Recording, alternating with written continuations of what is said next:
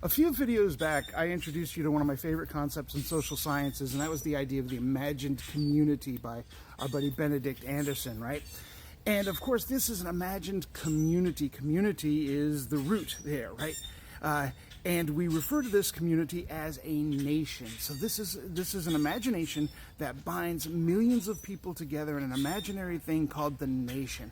Well, who does it bind? So a subtext of this idea of community is who gets to be a member of this community? Who gets to be a part of this community? Who's recognized as a fellow citizenship and who is excluded from that notion of citizenship, right? And this issue has been a fraught, violently fraught issue throughout history, right? So when we start to see nation states coming together, oftentimes these nation states are coming together based on language groups, right?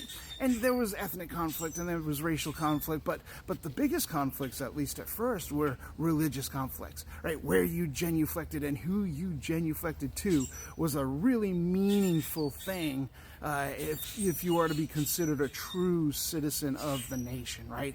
And if you are in France, then you're expected to be a Roman Catholic, and those Huguenots have to go, right? I mean, these were violent wars that were fought during this time period. The 30 Years' War, religion was the pretext of that 30 Years' War, and that was one of the most bloody moments in U.S. history and one of the most destabilizing moments in U.S. history. These were the bloody, violent consequences to this understanding of who gets to be a part of this imagined community, right? And of course, we can't, not talk about the exclusions of Jewish people and that particular religious and cultural group to the detriment of pogroms and persecutions and a Holocaust, a genocidal Holocaust in Europe and Russia during this time, right? So, so the consequences of religion were bloody. We're bloody in this concept, in this imagined community, right? And of course, we also have the conflicts of race and ethnicity that was a part of the American national debate on who gets to be a citizen. And this, of course, got bloody. It led ultimately to the bloodiest, most violent conflict in American history, the Civil War. Preceding the Civil War, this issue of the imagined community comes to a head with the Dred Scott decision. Dred Scott was a slave who was brought to a free territory and made the claim that since he was in a free territory, he was no longer a slave, therefore he should be free. This case went all the way to the Supreme Court, and the Supreme Court ruled that because Dred Scott was black, it didn't matter if he was a slave or not.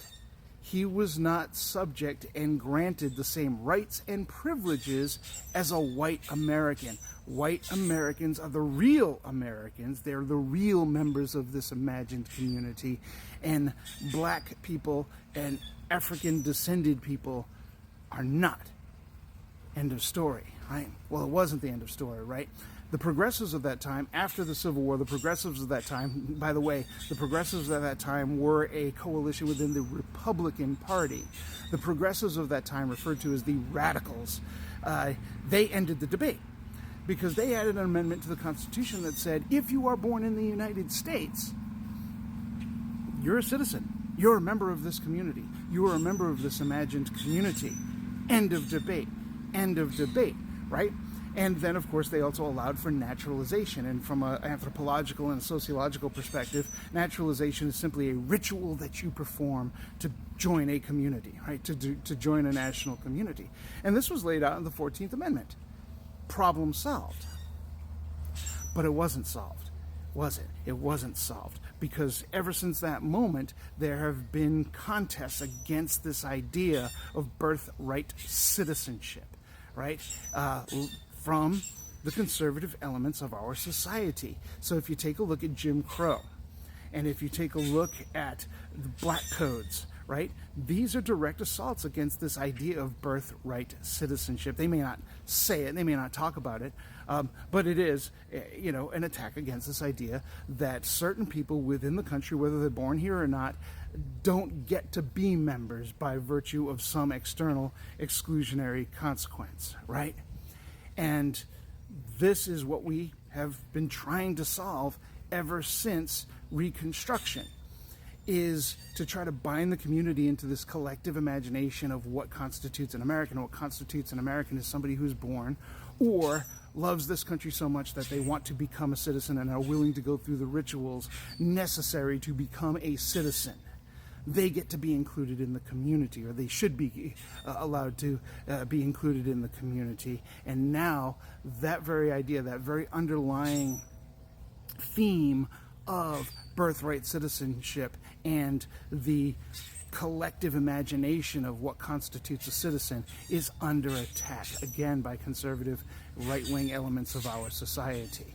And solving this problem, well, the problem has largely already been solved. Now we just need to follow through on it, right? Birthright citizenship, naturalization is, that's the solution. Now we can debate some things about naturalization and immigration. That's a different video for a different time. But for right now, it's really, really important for those of us who care about our collective identity as Americans, as an inclusionary concept, right?